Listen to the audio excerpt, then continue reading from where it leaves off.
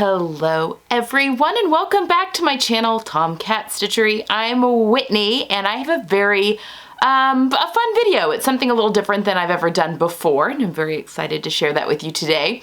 But before we get into the content, I just want to let you know today's Love Notions Feature Friday pattern is the game day jersey, and it is all of them. It is the women's, the men's, and the kids version. So you can get all three, I guess, for $15 if you wanted to, or, you know, pick and choose which ones you want, just get one, whatever. I made this one back, about this time last year probably, in my kids' school colors, which also happens to be my, their high school colors, which also happens to be my son's soccer team colors, not coincidentally.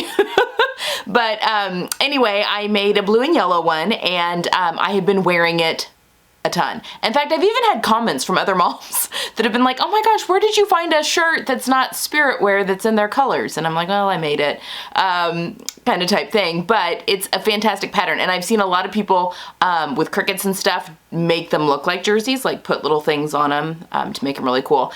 And it's a V neckline that's done in a very easy way with the yoke detailing and stuff. So you can make it in a solid fabric, you can make it in a print, you can mix and match like I did with different colors, with color blocking, with print mixing, whatever.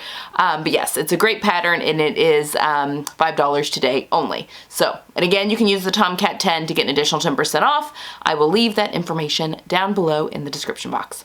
Okay, let's get into the meat and potatoes of today's video. So today I am sharing, these are kind of my, this fabric and these pants were kind of a springboard for my spring capsule wardrobe a little bit. I purchased the capsule wardrobe from the Everyday Style School or for the Everyday Style website, and she had a pair of paper bag waist. Their Kelly green was the color she used. I used my own green for this, but a pair of paper bag waist pants. And I was just wondering how I could make paper bag, because I love that look, but how I can make that work for me, who has a very high waist and a very short torso, so that my boobs don't look like they're sitting on top of my pants. And then also, once I've made them, how to style them. So today, I was actually gifted today's pattern. It is the Emilion pants by Shoe Charlotte. I've been working a little bit with them as they expand their catalog, their pattern catalog into English translation. So they're a French pattern company and they're putting some of their, well, I think probably most of them into English. And so they have reached out to a few English speaking people to help just kind of proofread things, test things, that sort of stuff. So I'll be talking a little bit more about the pattern, but also then getting into how I styled it, and then also the hacks that I made in order to fit my short waist. All right, so talking a little bit about proportion. I am 5'2", but I have a very high waist, short torso. So from my waist to my crotch depth. So if I'm sitting in a chair like I am now, from where I'm sitting in the chair to my waist is actually a pretty normal measurement. I can't think of what it is off the top of my head, but I can wear most ready-to-wear pants without any issues. Even when the high waist trend started, my only real issue was the fact that I have my waist is larger than my hips, so it would get tight around the waist. But other than that, like lengthwise, I do fine with ready-to-wear pants, which is odd because I'm only 5'2". And I've said that before, that proportionately my bottom half, my legs are longer than well, it's always longer than your top half, but proportionally speaking, I have a very short, my height's in my legs, which is not saying much since I'm only 5'2", but very short torso. And I also have a very small waist to hip ratio, which means my waist is not that much smaller than my hips. I think, well, it depends. I'm currently in a big flare at the moment because I had sugar when we were back home a lot of sugar when we were back home for spring break, and my body is extremely inflamed right now. But typically I'll have anywhere from like 4 to 7 inches of difference between my hips and my waist. It's probably closer to 4 right now. But anyway, I can usually, again, I'm fine with that. That being said, I do have a high waist, so there's not a lot not a distance between my waist and my boobs. Pair that with a large bust that tends to hang a little lower anyway, and I can seriously look like my pants are pulled right up to my boobs. So I wanted to explore, play around a little bit with proportions on the paper bag waist pants and see if I could make them work for me. So again, this is the Emilion trousers, and it comes in a straight leg version and also a wide leg version. For this one I did the tapered, I guess. Not really straight, it's just more of a, well, kind of, skinnier leg. I did the skinnier leg because that was the pants that I was wanting to recreate the most, had a similar leg to that. I used well, it's for woven fabrics. I think you could get away with the wider leg, something with a little bit more drape, like a tinsel twill or rayon twill. I mean, I wouldn't do anything too thin because it's a fitted pant in the hips and butt. I'm finding that the French like to wear their clothes a little tighter fitting. There's just less ease. If I look at my size on the size chart and then look at the finished measurements, there's less ease in the patterns than I normally wear. So just keep that in mind as well. You may want to size up for that reason. I made the size that they told me to just because I was, kind of reviewing the pattern. And they are a little tighter than I would normally wear my pants, but I think it still works. So they aren't uncomfortable by any stretch. So I think that that's good. But I think for the straighter leg pants, something with a little bit more body is helpful, just so it can keep that tapered leg look.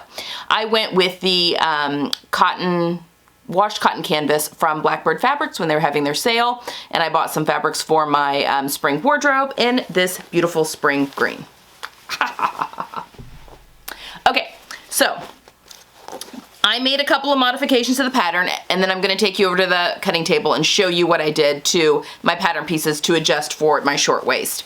But first things first, if you are short in your rise as well, and you find that these pants the top of the pant, not including the waistband, comes to the natural waist, or is supposed to come to the natural waist, which it does on me. So then the waistband goes up above your natural waist to give it that paper bag look. I didn't adjust my rise at all, but if you are shorter, you may need to adjust the rise to make sure that the top of this seam line at the top of the pant is hitting at your natural waist. So that's where you want the pant to hit. Isn't this color gorgeous? I just love this so much. Okay, so alterations I made the size 42, and I went off my hip measurement, and oddly enough, it fell into my thinner waist measurement, but I'm currently not in my thinner waist measurement. So I went ahead and I did add 3/8 of an inch at the top of the pant, front and back. So I gave myself an extra 1.5 inches around the whole circumference of the pant, and then did the same to the waistband pieces as well. Added that 3/8 of an inch on each side seam, just to give myself a little bit more room, and that seems to be perfect. There are darts in the back of the pant for shaping, and then there are pleats in the front. So, which I think looks nice. This pattern also comes with some adorable little scallops that you can put with the pattern pieces, so you can do little scallops on the pocket pieces, even scallops if you want them even a little higher. You can put a scalloped edge in this seam along the top of the waistband pieces. That's really cute. And where else? There's instructions. It's a zipper fly, and it closes with a hook and eye right there. Zip fly, and look at the color match I got on that zipper. Unintentional. I did bias binding along the inside of my waistband. I just think that finishes off that really nicely.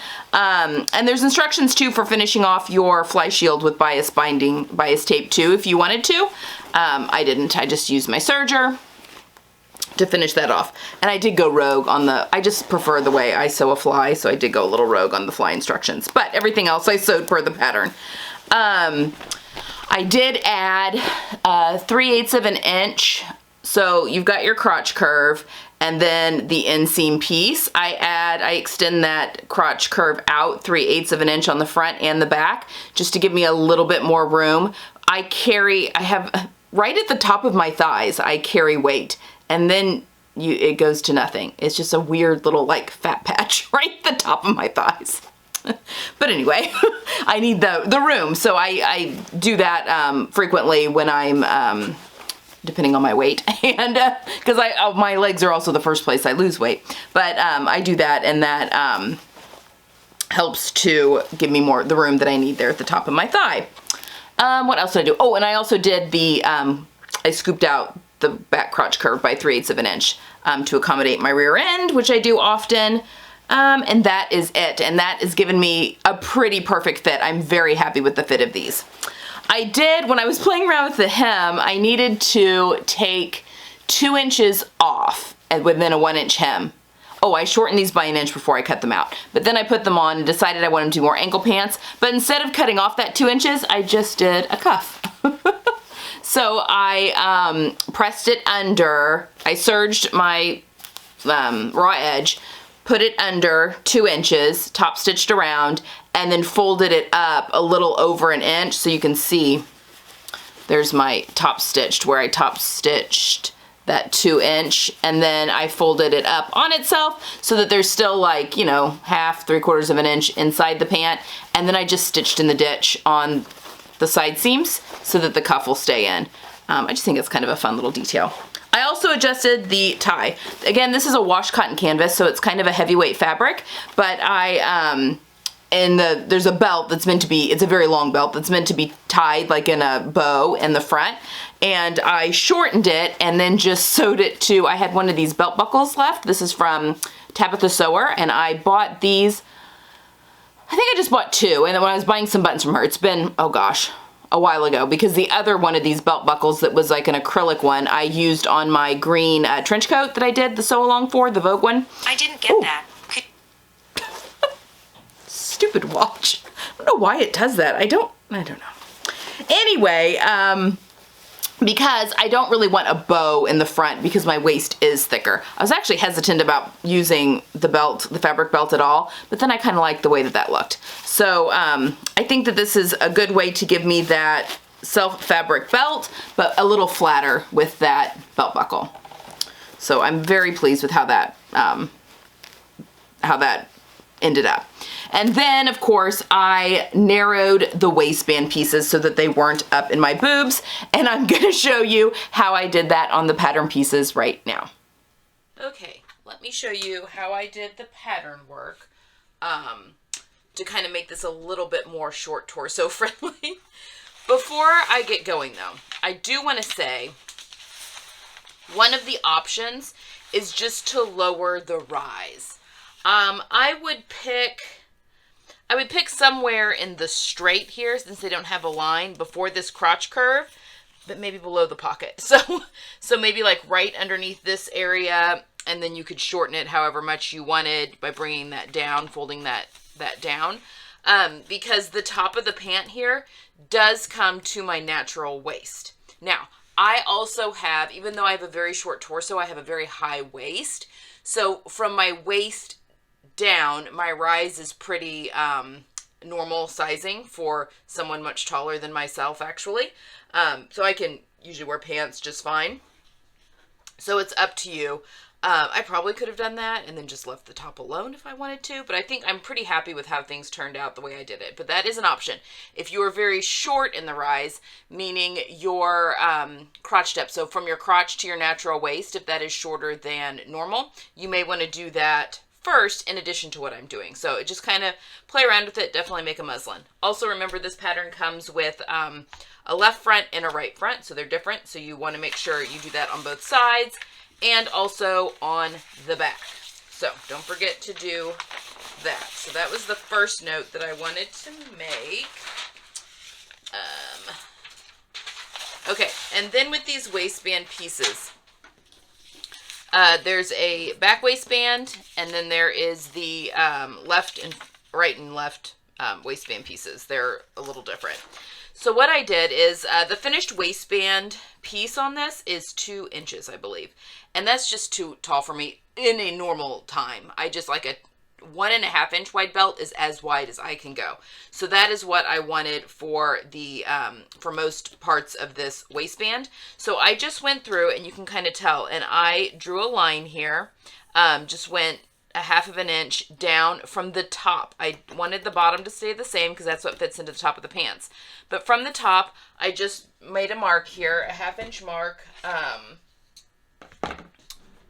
down. And I'm not worrying about seam allowances because the seam allowances are staying the same. And I literally just went around and followed this with my straight edge. So now I can just go and cut that off and sew it per the instructions, and we're good to go. All right, now for my left front and right front, I did it a little differently. I picked one. I think I may have done the left front first. So this obviously gets wider as you get towards the center front. That's part of the detail of the pant. Number one, I knew I didn't want it quite as drastic as the pattern has, just because I have a lot less room I'm working with. So I wanted to, it gets up to 3 inches here, and it's 2 inches at the side seam. So that's kind of how it's drafted. But I didn't want that big of a difference from the front to the side seam, because again, working with less space. So I went 1/2 inch down here at the side seam, which I had to do so that it matched the back. And then I came here and went a full inch down from center front and made a mark. And then I just matched the 2 lines with my curve and drew a new line. And then, so I was sure, you know, because I've got my left front and my right front, I wanted these to match. I just laid my right front down. I guess I just did it this way, or maybe I did it this way. Laid my right front face down and then laid left front on top of it.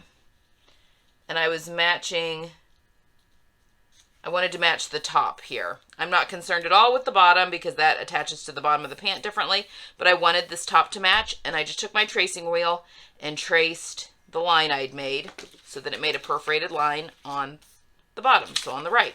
And then, just like with the back, I could go through, cut that excess that I don't want off, and then just sew it per the instructions.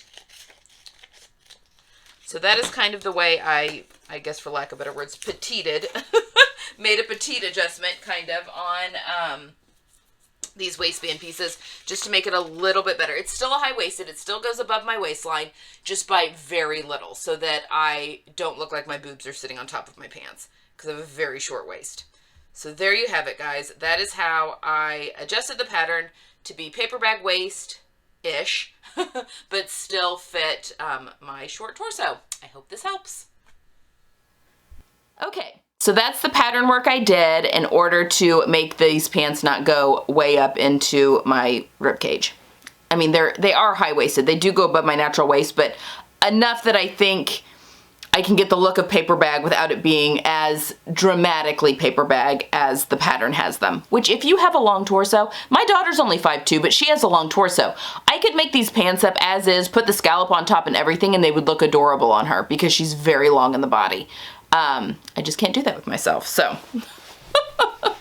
It's all about fitting our proportions, correct? Anyway, I love these pants. So let's talk a little bit about styling, and I will start putting up some different pictures of me styling this 3 different ways. Okay, so I've got one way to style these, kind of a casual way. This is actually a sweatshirt you haven't seen yet. This is the Unwind Sweater by Pattern Emporium. I made this in a bamboo bamboo cotton fleece from Blackbird Fabrics as well, and used some ribbing that I had from Minerva, which I'll be talking more about that in the Stanton hoodie video. I'm making another Stanton hoodie video because I will have made 3 more, one for my daughter and then there's 2 for me. Anyway, I found some really good ribbing at Minerva. It works really great, but I used some of that for the neckband and then used self for, oh no I didn't, that's Ponte, I'm sorry, scratch that. The neckband for that sweatshirt is Ponte from leftover from my Metro Blazer. Sorry. I knew that I'd use something different. Anyway, and then self fabric for the cuffs and the bottom headband. I did the cropped version, kind of boxy. It is a drop shoulder, which sometimes can look not so great just because it can make me look a little bit wider. But I think the bamboo in the fabric content of this sweatshirting gives it enough drape that it works. So I think this looks adorable with these pants. And as a note, a little half tuck. If you are thicker in the waist than you are in the hips, but you still want to give the illusion of the waist. I love a good front half tuck, and these pants give you the perfect excuse where you're just showing off a little bit of that paper bag and the belt there in the front, but then the rest of it can kind of be covered and go from there. So really like that first look. Also, this pattern also comes with a faux welt pocket in the back. You can also do a little scalloped. That's also really cute. But I've just done a whole bunch of welt pockets with the Upland trousers, and I just wasn't in the mood to do them again. So I've omitted them on this pair. Okay, getting a little bit fancier, I guess. So this would be, you know, maybe a date night or a night out with the girls or something, but I love a good button-down shirt, and I think this works so adorably with the pants. I also love the denim color with this color green. I think it's so fun. And with my new slip-on loafers, I think that the green on the loafers goes so well with the green on the pants. I just really like that combination. It's a very simplistic, kind of a minimalist styling with the denim shirt with the pants, but it kind of allows the pants to shine a little bit more, and gives a fun, you know, way to wear some jewelry and really jazz things up with that as well. So I think that that's a fun way to kind of show off the paper bag without, without having to going overboard with too many fussy details, because I don't like fussy details. Okay, and then finally, kind of a work appropriate, but I am telling this work appropriate, and that this is my type of work appropriate. I'll quit doing this now. But I've paired it with my new Metro Blazer. Oh, guys, I love this thing so much. I am so glad that it is out of my head and in my closet. It's just gonna get worn a ton. But I think paired with my Concord t-shirt, again, it gives you some coverage. It allows just that little bit of detail there in the front to show, so it gives you a waist without accentuating everything, kind of. Gives the illusion of a waist, which I need that illusion. And then I put it with my clogs, because I think that my clogs, even though it's a rounded toe, it gives me a little bit longer leg because the color of the clog is similar to my skin coloring a little bit, but it also gives me a little bit of height, which I also really love. Put on some fun jewelry, you're set and ready to go. So there you have it, guys. There's many other ways that I can pair these pants in my closet, which is also the beauty of the spring, or the wardrobe capsules that Everyday Style puts out.